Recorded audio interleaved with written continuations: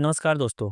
दोस्तों, अगर आप या आपके घर में कोई भी प्राइवेट जॉब करता है या फिर रिटायर हो चुका है या फिर ईपीएफओ के पेंशन का इंतज़ार कर रहा है, तो आज की ये खबर आपके लिए बहुत बड़ी खुशखबरी साबित हो सकती है। क्योंकि ईपीएफओ ऐसा प्लान बना रहा है जिसमें 1000 की पेंशन सीधे 5000 तक की हो सकती है, यानी 5 गुना की बढ़ोतरी। लेकिन सवाल ये है कि क्या ये सच में होगा? किसे इसका फ़ायदा मिलेगा और ये कब तक लागू हो सकता है? आज की इस वीडियो में पूरी सच्चाई जानेंगे। दोस्तों, अभी ईपीएफओ के तहत जो प्राइवेट सेक्टर के रिटायर्ड कर्मचारी हैं, उन्हें न्यूनतम 1000 रुपए की पेंशन महीने में मिलती है। ये राशि कई सालों से वही की वही है, मतलब इसमें कोई भी बढ़ोतरी नहीं हो रही है। अब इसी को देखते हुए ईपीएफओ और सरकार के स्तर पर ये चर्चा चल रही है कि न्यूनतम पेंशन को 1000 से बढ़ा करके 5000 रुपये प्रति माह किया जाए। इसका मकसद ये है कि जितने भी रिटायर्ड कर्मचारी हैं, उनको सम्मानजनक और सुरक्षित जीवन मिल सके। अब बहुत लोग कंफ्यूज रहते हैं कि पेंशन मिलती कैसे है, तो चलो इसके बारे में भी थोड़ा-सा समझ लेते हैं।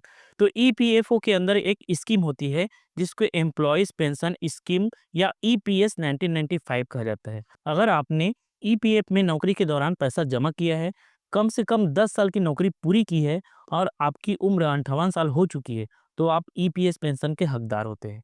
अभी इसी ईपीएस 95 की न्यूनतम पेंशन बढ़ाने की प्रस्ताव रखी गई है। दोस्तों, कर्मचारी यूनियन और पेंशनर्स संगठन काफ़ी समय से मांग कर रहे थे कि 1000 में आज के ज़माने में बिजली का बिल भी पूरा नहीं होता। इसी वजह से उन्होंने सरकार से मांग की कि न्यूनतम पेंशन 5000 रुपये किया जाए। अच्छी बात यह है कि ईपीएफओ स्तर पर इस पर गंभीर चर्चा चल रही है और कर्मचारी संगठन ने इसका खुलकर समर्थन भी किया है। लेकिन ध्यान देने वाली बात यह है कि अभी तक सरकार की अंतिम मंजूरी इसमें नहीं आई है। अब इसके बारे में थोड़ा-सा और जान लेते हैं कि इसका फ़ायदा किसे मिलेगा।